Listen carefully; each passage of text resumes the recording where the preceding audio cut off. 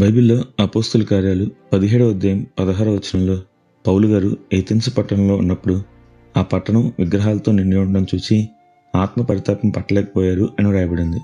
మీకు ఎప్పుడైనా ఇలాంటి ఆత్మ పరితాపం కలిగిందా? అయితే వినండి, ఈరోజు దేవుడు మీతోనే మాట్లాడుతున్నాడు. మరి ఈ రోజును దేవుని వాక్యదానంతో ప్రారంభిద్దామా?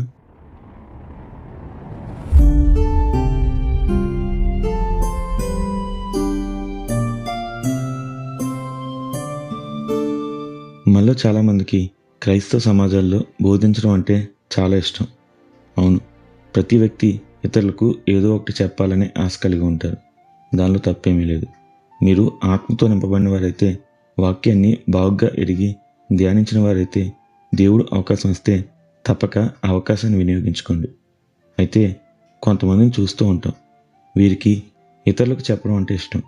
దీనిలో దేవుని ఘనత, మహిమ ఎంత ప్రాముఖ్యమైనదిగా వీరు భావిస్తారో నాకు తెలియదు, కానీ వీరు మాత్రం తమను అందరూ పొగడాలి అని, అందరి దృష్టిలో తాము ఏదో గొప్ప బోధకులము అని పిలువబడాలి అనే తాపత్రయం కనిపిస్తుంది.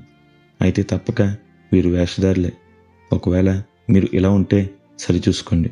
వినండి, అందరూ క్రైస్తవులుండి అందరూ మీ మాటలు తప్పక వింటారు అన్నప్పుడు అవకాశం ఇవ్వకపోయినా అడిగి మరీ తీసుకుని మిమ్మల్ని మీరు గొప్ప చేసుకోవడం కాక, నిజ క్రైస్తవుడైతే అన్యుల మధ్య ఎవరూ మన మాట వినరు అన్న ప్రాంతంలో ఇతరులకు బోధించేవాడిగా ఉండాలి. ఇక్కడ అపోస్తుల కార్యాలు 17వ అధ్యాయం 16వ వచనంలో పౌలు గారు ఏథెన్స్ పట్టణంలో విగ్రహాలతో నిండడం చూసి ఆత్మలో పరితాపం పట్టలేకపోయాడంట. అందుకే వెంటనే ఆ ప్రాంతంలో నోరు తెరిచి సువార్త ప్రకటించడం ప్రారంభించారు. తనకు తప్పక తెలుసు, ఇటువంటి విగ్రహాలతో నిండిన ప్రాంతంలో సువార్త చేస్తే తాను ఎటువంటి సమస్యలు ఎదుర్కొనవలసి వస్తుందో. అయినా సరే సువార్త చేయడానికి వెనకాడలేదు.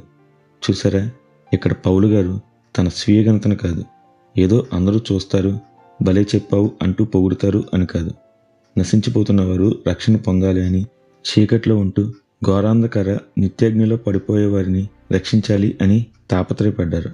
ఈరోజు మీకు ప్రశ్న, మీరు ఎక్కడా బోధకులుగా ఉన్నారు?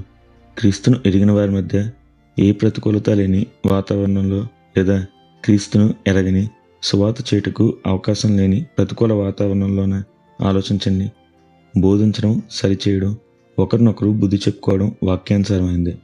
అయితే దీనిని కేవలం అనుకూల వాతావరణమైన సంఘంలోనే కాక, క్రీస్తును ఎరగని వారు ఉండే ప్రతికూల వాతావరణంలో కూడా చేయాలి. అప్పుడే నశించిపోయిన వారు రక్షించబడతారు, క్రీస్తు నామం మహింపరచబడుతుంది. అటు గొప్ప ధన్యత దేవుడు మనందరికీ దయచేయనుగాక. నిత్యం ఘనత, మహిమ, ప్రభావములు యేసుక్రీస్తు నామానికే కలుగునుగాక. ఆమెన్. హల్లెలూయా.